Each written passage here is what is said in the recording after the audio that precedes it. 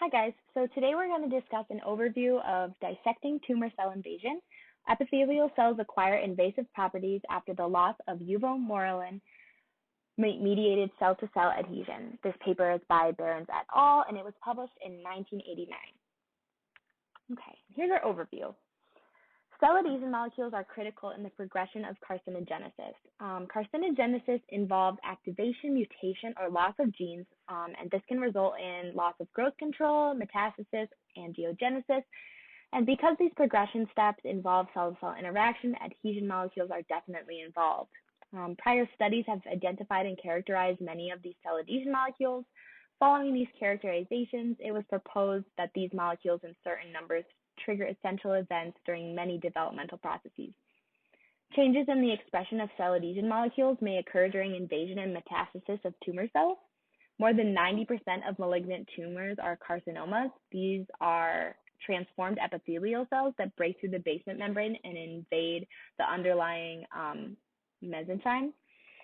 The release of carcinoma cells from epithelia may be due to a breakdown of intracellular adhesion. This prediction was made due to Gabbard's research in 1985, where he observed that invasiveness in dimethylhydrazine-induced rat colonic carcinomas correlated with the degree of tumor differentiation, which results in the dissociation of tubular structures. Epithelial cells express specific cell adhesion molecules such as LCAM or uveomorelin or cell CAM 105.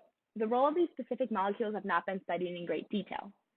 In this particular study, the MDCK epithelial cell line is used to study cell-cell adhesion and the impacts of it in regards to invasion. These specific cells were used because of their formation of tight epithelial monolayers that can be dissociated by antibodies against the cell adhesion molecule, uveomorelin, which is identical to E-cadherin. MDCK stands for Madden Darby canine kidney cells. And this paper is of relevance to all of us because in class we have been discussing the role of cell adhesion molecules in the membranes such as CAMs and cadherins and their role in cell-to-cell contact. Okay, so on to the methods. So the first method that was used was cell culture and antibodies. MDCK cells were used for most of the experiments performed, as I mentioned prior. They were transformed in different ways, Maloney sarcoma virus transformed cells and Harvey-Murine sarcoma virus MDCK cells, and also subclones were made. The non-transformed cells were used for the invasion assay, and the antibody used was mouse monoclonal antibody anti-ARC1, which was directed against uveomorelin. Collagen gels in invasion assays were also used. Type 1 collagen was used to prepare gel for 6-well culture dishes, and for the invasion assay, the MDCK cells were plated into the collagen surfaces and observed. Cells that did invade the collagen were photographed, and the number of cells were counted. Transmission and scanning electron microscopy, which we'll look at later, was also used to evaluate them. Immunological methods were used. A binding assay and immunofluorescence of the MDCK cells were carried out using the monoclonal antibody. Immunoprecipitation of uveomorelin was also carried out, and the normal and transformed MDCK cells were compared to determine the uveomorelin content. An assay for invasion into embryonic chick heart tissue was used. The assay was carried out, and an anti-serum was prepared and tested immunocytochemically. Okay, on to our figures. So in figure 1 here, this shows the scanning electron microscopy of the MDCK epithelial cells. A change in cell morphology upon the antibody treatment, and you can see it upon malignant transformation. So A here shows the non-transformed MDCK1 cells. B shows MDCK1 cells treated with the antibody. And C here shows the Maloney sarcoma virus transformed cells. You can see that the antibody treated and the transformed cells show a similar fibroblastic morphology, while A does not show the same structure as B and C. In figure 2 here, this shows the scanning electron microscopy of subclones of Harvey sarcoma virus transformed MDCK cells. A here shows the clone epithelial. B is showing the clone T4, C shows the clone fibroblastic 2, and D shows the clone fibroblastic 4. In the line epithelial 2, in A here, It has a morphology similar to the non-transformed MDCK cells in figure 1A, so you can see that these are similar. And the morphology of lines T4 and fibroblast 2, which are B and C, is similar to the antibody-treated cells in figure 1B. Then in line 4, which is the fibroblastic, or in line D, excuse me, the fibroblastic 4, it also contains rounded up cells.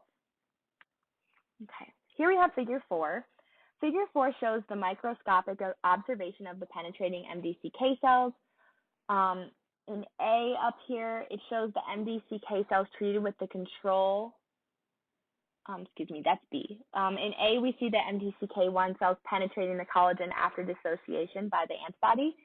These also exhibit a fibroblast morphology. In B, we're looking at the MDCK cells treated with the control IgG1 at the same focus.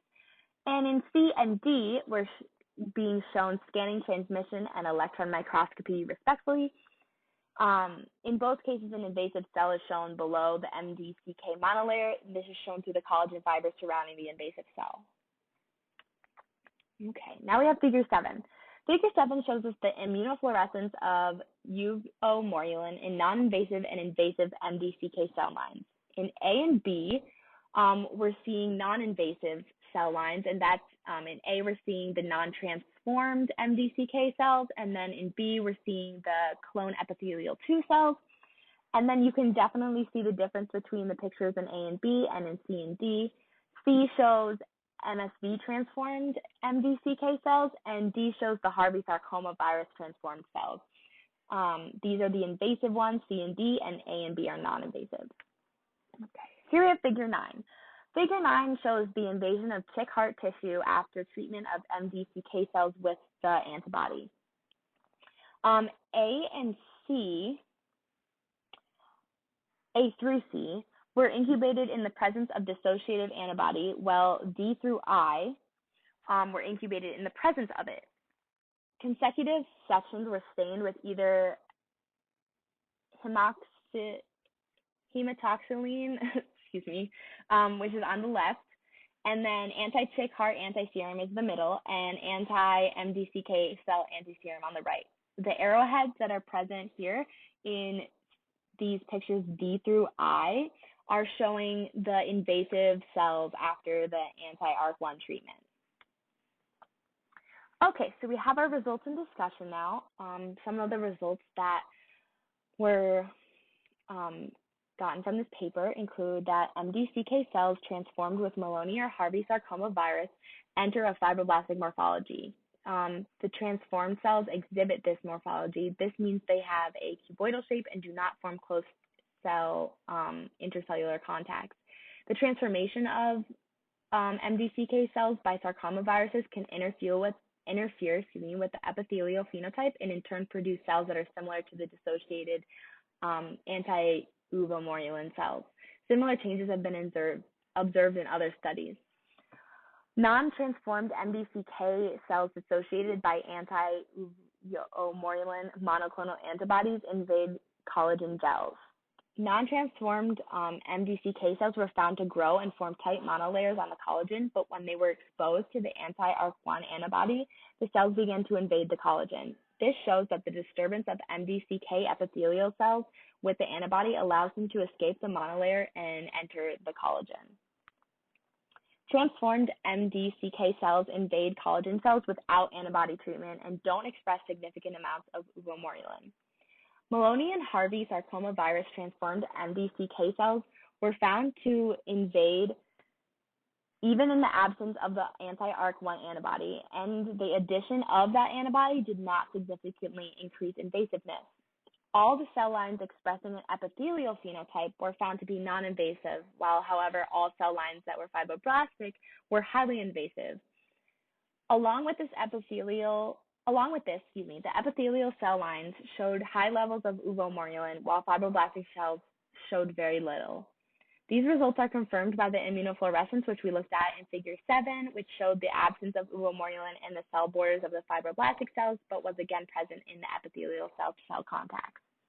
Immunoprecipitation and Western blot that were done in the study as well revealed similar results. These showed that the disturbance of the uvomorulin function is sufficient for invasion to occur in non-transformed cells, and downregulation supports the invasive phenotype in the transformed cells. MDCK cells deprived of uvomorulin function invade into heart fragments. The non-transformed cells formed close epithelial monolayers again around the heart tissue, which we saw in figure 9, and no invasion was seen. Both non-transformed and epithelial sublines expressed high uvomorulin and were non-invasive, as I mentioned before, and in contrast, the fibroblastic sarcoma cells progressively invaded the heart tissue. There is still so much more that can be done to further the knowledge of these results. Upregulation and downregulation of uvomorulin is not the only factors to shift between invasive and non-invasive. In order to expand on these results, other possible factors need to be examined. Also, cell adhesion molecules should be observed in the course of the invasion process to prove whether the stages are present in vivo. And an analysis of relevant cell-to-cell adhesion systems are crucial to examining transmission of the messages from cell to cell. Okay, thanks for listening.